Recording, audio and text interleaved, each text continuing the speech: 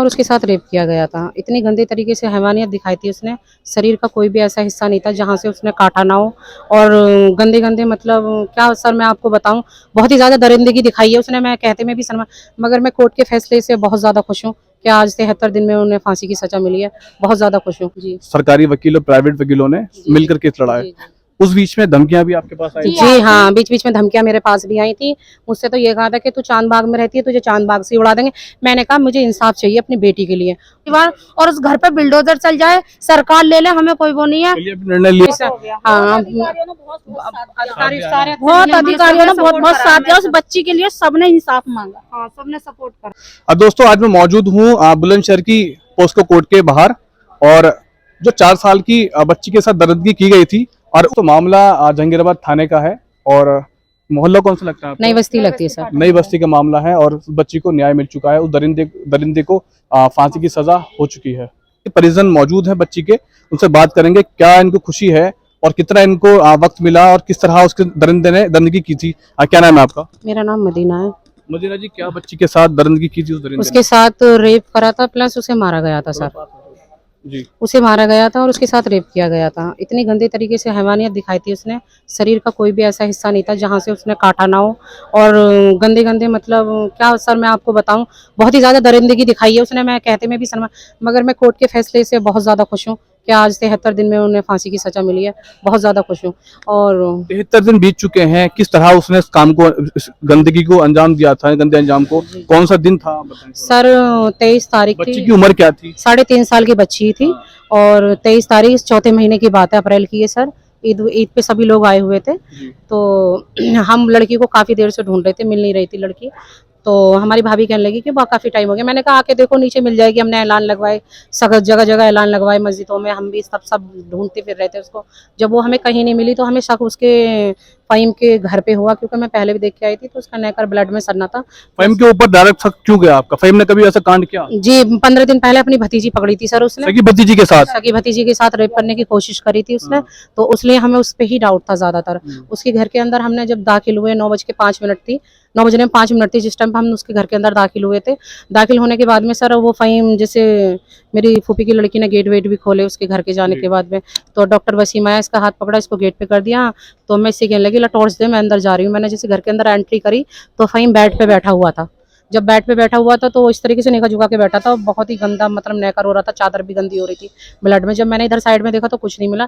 जब मैं left side गई ना तो सर मैंने लड़की की टांग इस तरीके से टूटी हुई थी, प्लस बच्ची की टांगें टूटी हुई थी? जी लड़की की टांगे टूटी हुई थी और प्राइवेट पार्ट पे खून और प्लस चांटे पड़ रहे थे।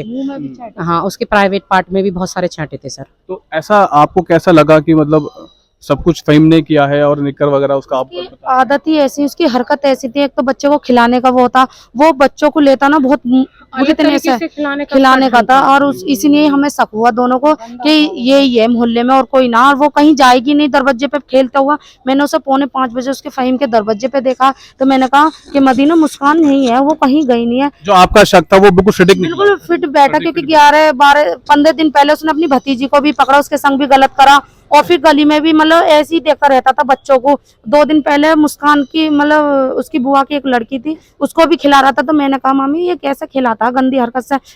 इसके बेटी ना इसने खिलाता। तो मैंने कहा आज के बाद मत देना, इसकी आदत अच्छी नहीं है। तो इसलिए हमें उसे शक इसीलिए हुआ। क्योंकि एक महिला, एक औरत ही ऐसी होती है जो मर्द की हरकतों को पहचान जाती है। उसकी पहचान, इसलिए ही हमें शक हुआ था। और हमने ढूंढा तो वाकई में उसने इतनी गंदी हरकत कर रखी कि हमारे तो मतलब जमीन ही न रही पैरों के नीचे जिस टाइम हमने देखा। आज 73 दिन बाद उसको फांसी की सजा हो गई है। आपके परिवार में क्या खुशी का माहौल है? हम बहुत खुश हैं, बहुत ज्यादा। हाँ, बहुत ज्यादा। वो छोटी सी बच्ची थी। जी हम बहुत खुश हैं आज उसको, मतलब उसकी रूह को मतलब इतने मतलब कह ना सकते हैं, बहुत खुश होगी कि आज मुझे इंसाफ मिल रहा है।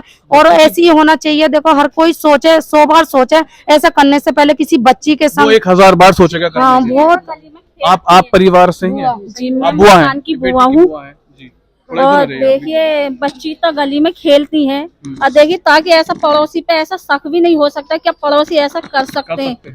और देखिए पड़ोसियों के ऊपर तो घर परिवार भी छोड़ के चले जाते, कह जाते हैं कि हमारे बच्चों का ध्यान रखना, ताकि अब पड़ोसियों पे भी ऐसा विश्वास नहीं हो। पड़ोसी से भी यकीन उठ चुका है। पड़ोसियों से भी यकीन उठ गया। तो देखिए उसके साथ में बहुत दरंगी हुई, उसकी हैवानियत दिखाई उसके साथ में। उसका प्राइवेट पे काटा गया, उसका प्राइवेट, बस मैं कुछ कह नहीं सकती उसके साथ। अल्फाजों में बयान नहीं कर सकती किस तरह उस बच्ची के साथ दरिंदगी की गई है। दरिंदगी करी गई है सर, बहुत गंदे तरीके से। लैट्रिन बाथरूम का रास्ता एक कर रखा था सर उसने।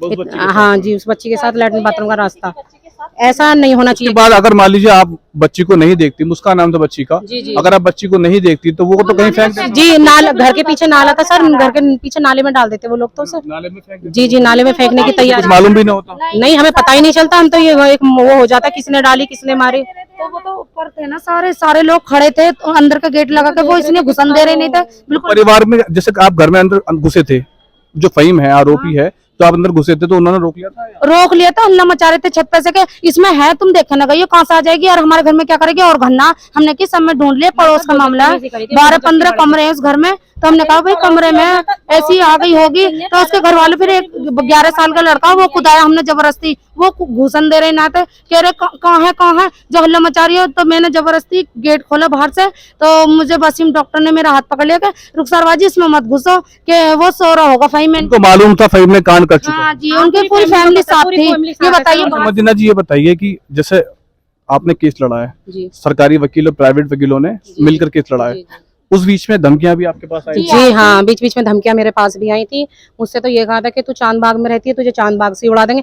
मैंने कहा मुझे इंसाफ चाहिए अपनी बेटी के लिए, मरना मराना जिंदगी, अगर मेरी मौत इतने दिन की है तो मैं जब मर जाऊंगी।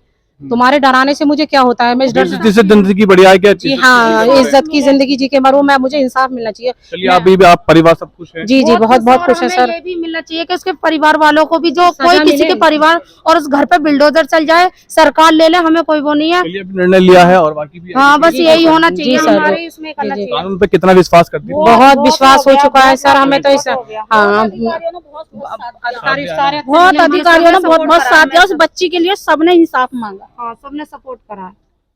तो दोस्तों